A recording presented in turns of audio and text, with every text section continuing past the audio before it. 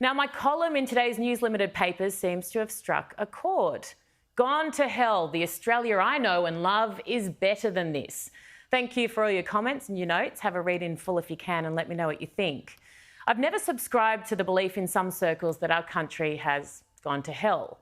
A prouder Australian you will not find. Faults? Yep, of course, we've got a few, but in all the ways that really matter. I've always thought we are a nation that is true to its core values of freedom, democracy, looking after your mates, you know the ones.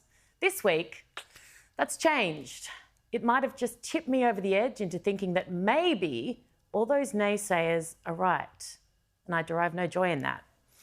Maybe we have gone completely to hell. The Australia I know and love would never let an ally down. In fact, we are renowned for doing the complete opposite. We've always punched well above our weight when it comes to fighting off those who wish to do us and our friends harm. Indeed, our Defence Force, though maybe small, fights with the kind of heart and courage most nations could only dream of. So this week we learned that a junior, essentially, has informed the Israeli ambassador that if a broader war breaks out with Hezbollah, then they cannot count on Australian support. Now, no country wants to be dragged into any war, whether we are directly impacted by it or not. But support for one's allies doesn't have to take the form of boots on the ground. For this government to declare it will not back an ally against an evil terrorist regime is, there's no other word for it, disgraceful. Strength, power and unity are all we've got against our enemies.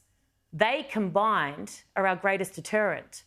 So whilst we may not be the biggest or boldest of the allied nations, we are a major player and rhetoric matters.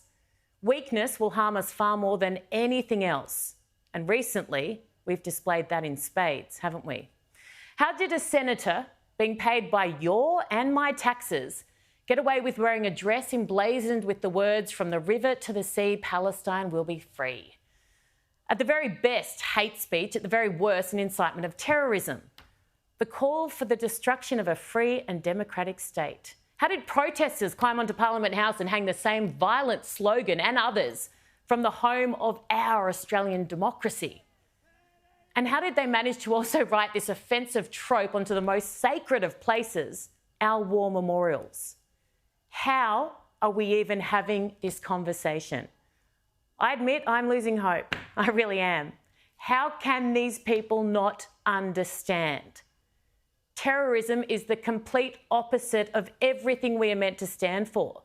But it feels like everywhere I look these days, there are more and more Australians doing its bidding. If you truly care about innocent Palestinians, and every single person should, then condemn Hamas, condemn terrorism, call for the release of hostages. Use your voices and your freedom and your privilege to help end this horrific war against an enemy that hates life as much as we value it. Enough. Stop emboldening them. Stop being their mouthpiece. Stop allowing them to continue to cause every single death we have seen in the Middle East since October 7. The Australia I know and love is better than this. And those who share our values, i.e. Israel, deserve better than this.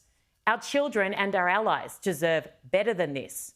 And all those in the Middle East deserve a negotiated, lawful peace, which will only come when we defeat evil, when we are all collectively better than this.